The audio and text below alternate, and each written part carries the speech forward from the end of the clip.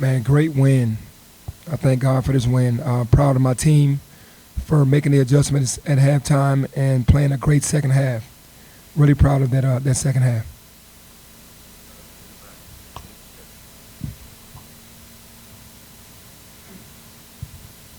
Petty, you talked a lot in the last year about the identity that you want your teams to have. That second half, getting after it defensively, forcing turnovers, getting out on the open floor. Does that kind of epitomize it to a T1? Two, is that tough to sustain just kind of the energy level throughout a game, throughout a season? Yeah, it's definitely what I was talking about when we went out in the after the season was over, the way that it ended, to go out and try to get toughness and defense. Guys that we knew that we could put in positions to win ball games on the defensive end and not worry about if the ball goes in or not.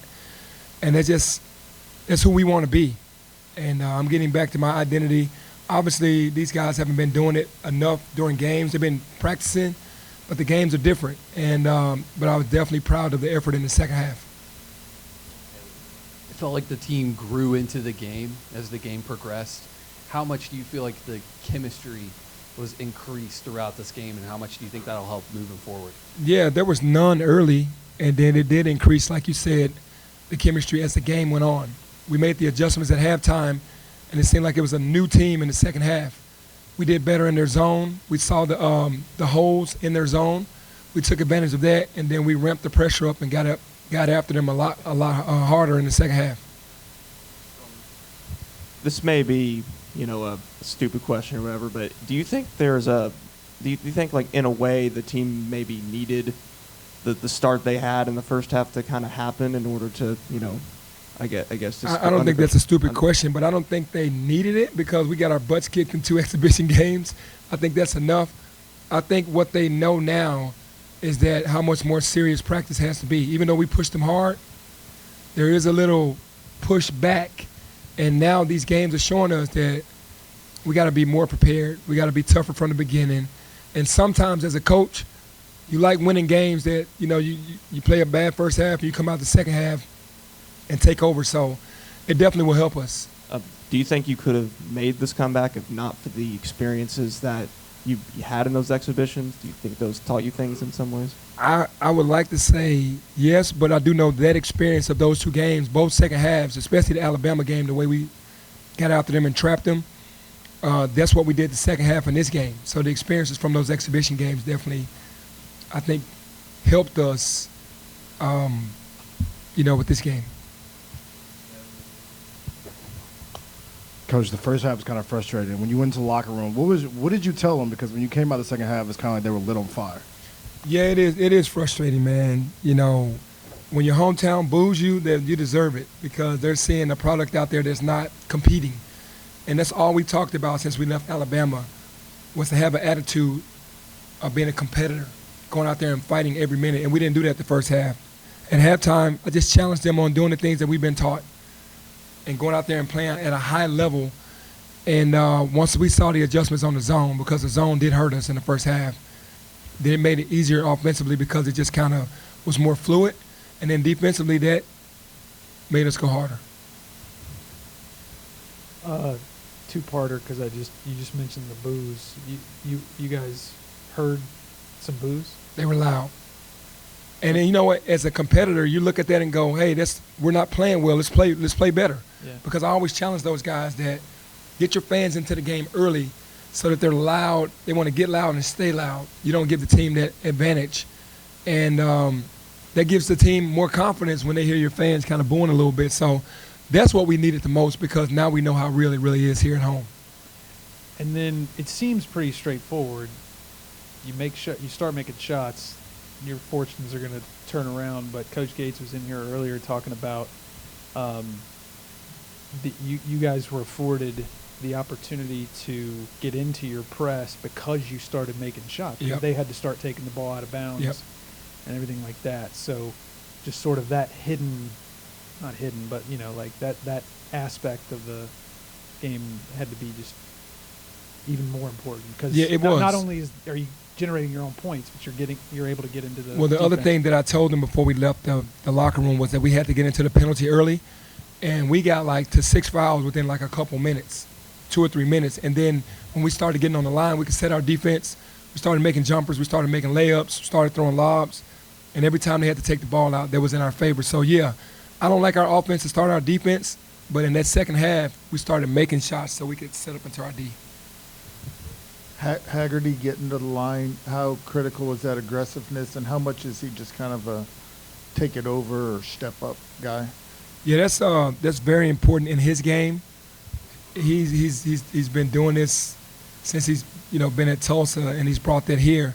Second in free throw attempts behind Zach Edey, who was a dominant player last year as a point guard, and then he brought that here. So that's so vitally important for us, and teams are preparing for that. But he's so good at what he does, and we definitely need that. And what was the second part? Oh yeah, PJ's an aggressive. He's a quiet spirit, but he plays aggressively, and once he gets going, man, he's pretty dang good. Coach, back here. Musa Cisse, he came off the bench, 14 points, 7 boards, 19 minutes. Can you talk about the impact that he had, especially with him being a leader, a senior? Yeah, Musa in this last year, he wants to win so badly because he's never made the NCAA tournament, and his effort shows that. And coming off the bench or starting, he's going to give you that same effort, and it's been big for us because he and Dane, to me, are the best front court in the country, and those guys are really good. And Musa, he's locked in because he's been here before, and he wants to win this last year.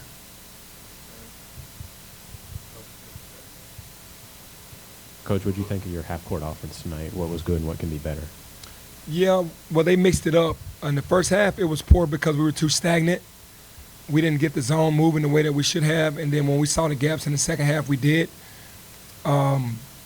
What we did well in the first half was we got open looks and just didn't make them. And what we did poorly in the zone in the first half was we turned the ball over. Second half, we executed better because we knew what we wanted, and we looked like a well-oiled machine in the second half on that zone. And then whenever they went man, I think we scored almost every time besides a couple turnovers on man. So it got better as the game went on. Hey, Coach, for the third game in a row that P.J. Haggerty always starts off really, really slow, and he has great second half, what can you do to make sure he has 40 minutes of good basketball? Even though the 20 is great, but I know you want 40 good minutes out of him. Yeah, I think he's still, it's not going to take a few months for him to get out of his habits that he had at Tulsa. He's still getting used to me. He's still getting used to the team. He's still getting used to the system. But he's able to just, I guess, as the game goes, see where his spots are, where he can pick to go, to do his thing. And I hope sooner than later that it picks up earlier than than in the second half. But he's smart enough to start understanding how teams are going to play him, and then he starts to figure it out. Penny, to follow up on PJ. Obviously, the defense fueling the offense is great, but late in games, you need someone that can just go get a bucket in a tough situation. Do you feel like, given his pedigree and what he's done with you guys over the summer, he's already established himself as that guy for you late in games? Yeah, for sure. And we have a ton of guys on the team that I feel like they could grow into that role. But right now, he's the guy. He's the guy that you can get him the ball. He's going to make his free throws. He's going to make a good decision, and he can make a shot. So he's definitely the guy right now.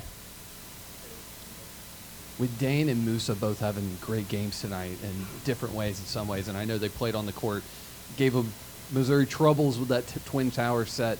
Is that how you expect to play them moving forward? Or are you thinking about continuing to bring Musa off the bench with Dane starting? What does that look like moving forward? Right now it's hard to change it, but you just never know what happens from game to game. But, yeah, I look to play those towers together because they're both so good at what they do, and I've been working them together during practice. So more time with that, the better it's going to get. So I like those two guys being in and trying to go at the smaller guy, because it's going to be a smaller guy guarding one or the other. So I like that advantage for us.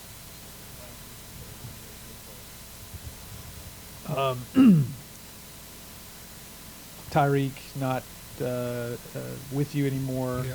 How does that maybe change your rotation? And then have you already started looking for something else? It changes our rotation because he was in the rotation. Obviously, that puts more pressure on Nick at that position because there was another 4-man that was there. But we're building to be better. And you can never say never on looking for, replacements or people out there that can come in and help us out in December. Penny, I know you said a little bit on pregame radio, but how much can you share about what happened with the Tyreek Smith situation, and how's your team handled the last 2 weeks in that whole saga? Yeah, we respect Tyreek's decision, to move on. You just have to respect that. I love Tyreek. He and I will always stay in touch. You just have to respect that. We wish him well and want him to do well. He's still going to be friends with these guys for the rest of his life. And it really wasn't a distraction to us because they know that this is the side that can happen. It can happen. So we just all wish him well. Thank you.